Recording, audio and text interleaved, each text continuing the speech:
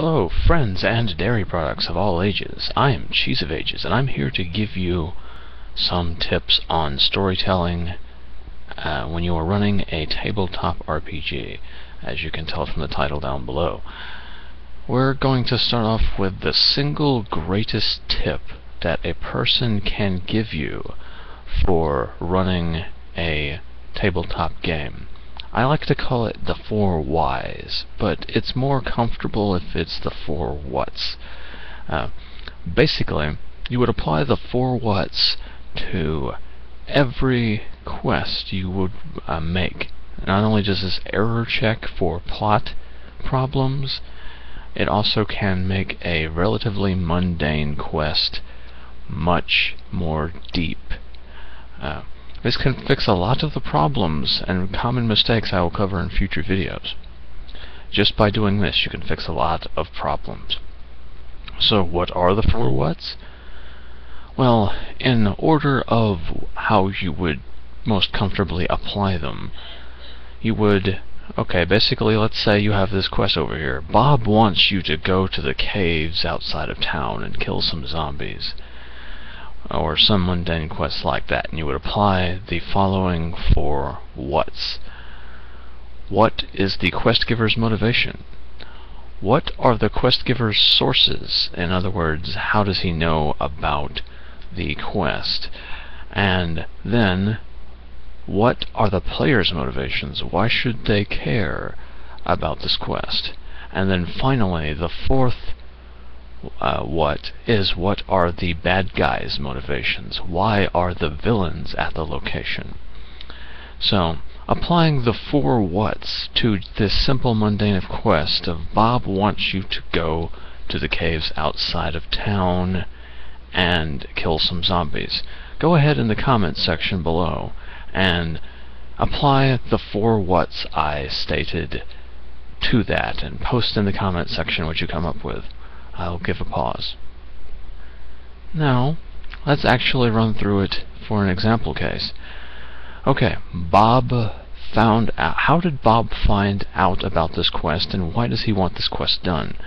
Perhaps Bob is a paladin, and he was adventuring, and going into the cave he was defeated by the zombies.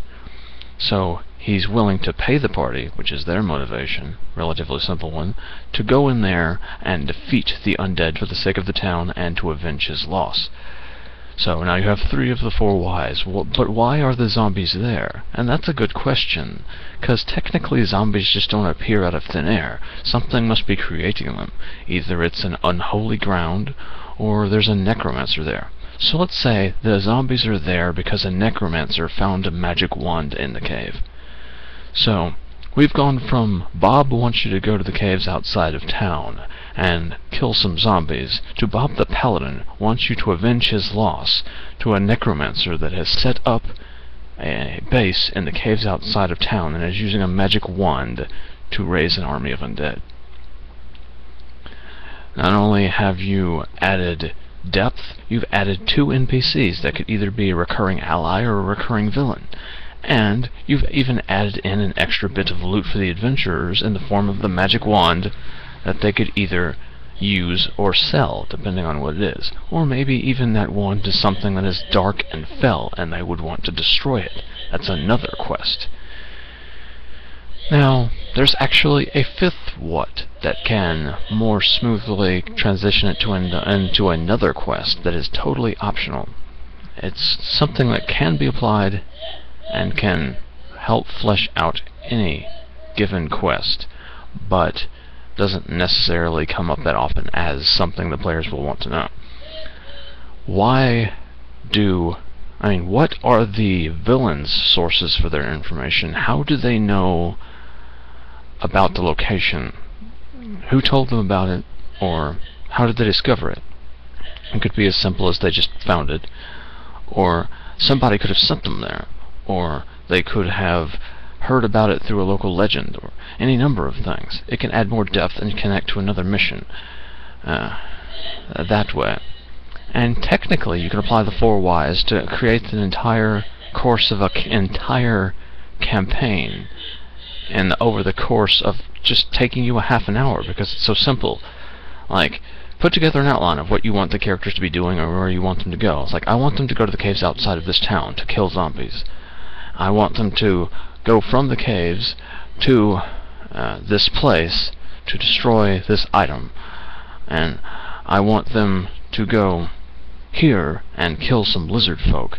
Apply the 4 whys to each of those situations, and which can lead into depths that intertwine if you're trying to intertwine them, or you can just have deep sequence of events that are interconnected relatively easily, simply by asking those 4, maybe 5, questions with each of these simple instances. So as you can see, this can be incredibly useful, not for fleshing out mundane quests or even quickly building entire campaigns or quests. It's nice, it's good. Delicious. As I said in my one of my previous videos, this can also error check, because if you ask these 4 whys about a quest, if your players ask about any of the things you've already formulated the answer for, you are ready with an answer. If you haven't asked these, there's a chance that there's going to be a related plot and consistency. I hate to use an example from a DM I've played under. He's a decent enough DM. It's just this one case he was still learning and made a simple mistake. Here's the scenario. We are the Chosen of Bahamut, and we are called to the Council of a City of Dragons to destroy a camp of Tiamat's followers that is south of town.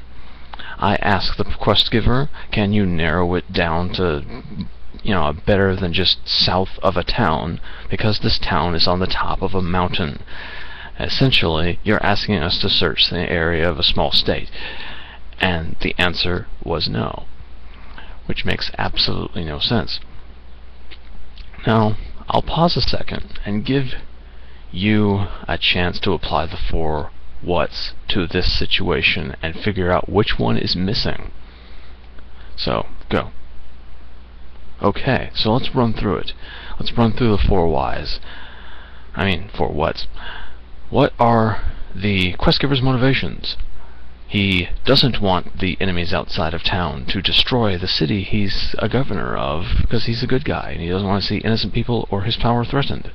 What are the players' motivations? We're Chosen of Bahamut and good guys. We don't want to see this town of good people sacked, and it's our destiny to fight the followers of Tiamat. So there's our motivations.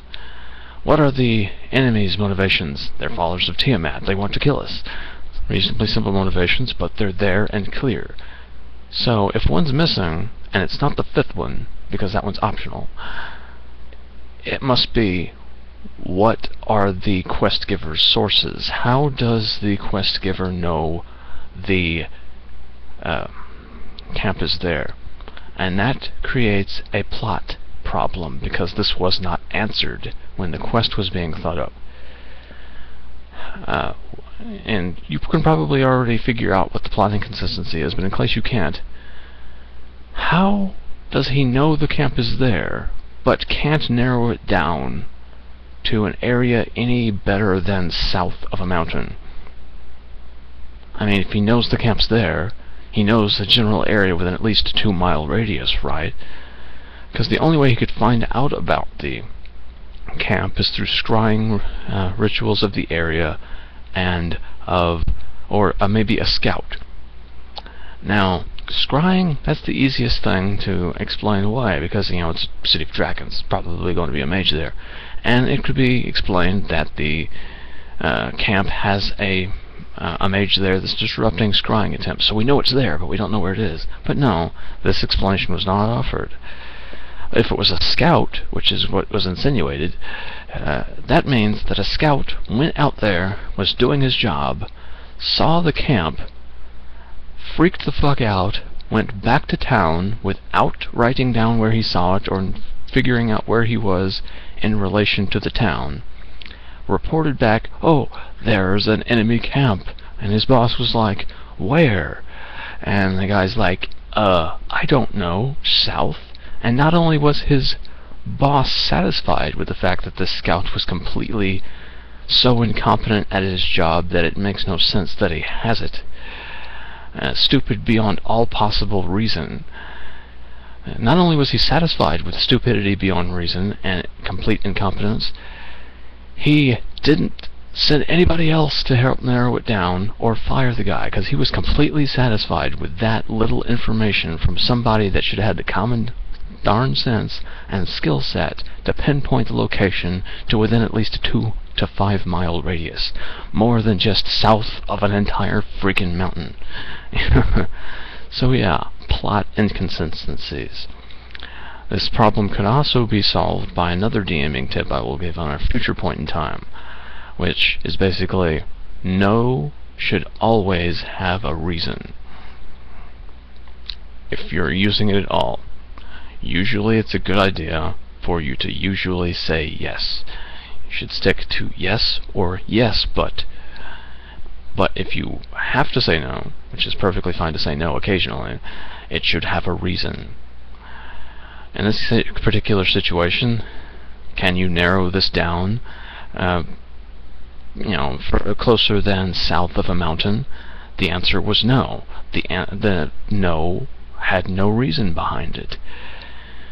In that situation, even if you don't want to, give them a pinpoint location, or you just want to give them the illusion that you've said yes, you can freaking bluff through it and maybe narrow the field down a little bit more.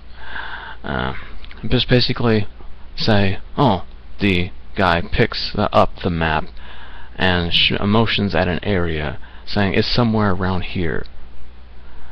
You aren't pointing to a specific map that you're showing the player. Your character sees the area. You've narrowed it down to this big area that's within like a 2 mile radius, but the characters still have to make a check to find it within the area. What happened was they didn't narrow it down at all, so we had to search. We had to use our ranger's track skill to find the camp. Now keep in mind that DC is, logically, if you apply the rules how they're supposed to be in that situation, is impossible. Why? Because track requires, tracks. That means that you have to find the tracks of somebody that is taking you from point A to the point B that you're looking for if you're trying to use track to find a location.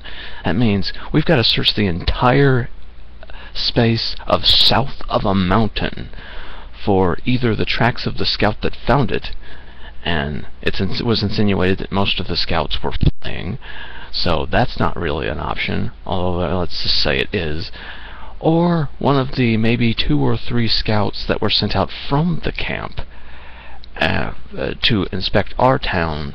And we've got to know that those tracks that we stumble across in the space of a south of a mountain isn't just random traffic. And we could easily mistakenly follow the tracks of a merchant caravan and go the complete opposite direction. So we're essentially trying to find a needle in a haystack the size of a state. There's no way we were doing that, logically speaking. Plot inconsistencies. Now narrow it down to a 2 mile area. We can generally approximate, okay, if it's in this area, we can narrow down the path they might have taken to this. So we can search this area and measure overgrowth. You're not looking in a freaking small state, for 5 people's footprints. You're looking in a 2 mile area for 5 people's footprints. And it's probably over off in an area where there's not a lot of traffic, because that 2 mile area is, the camp is going to be off the side. It's going to be somewhere that won't be easily seen. So if we can narrow it down to an approximate 2 mile radius, we can generally not have to worry about random foot traffic from passing civilians. You see what I'm saying? Ask for maybe 5 what's, and when you say no, make sure you have a reason behind it. So anyway, that's it for the first of the tips.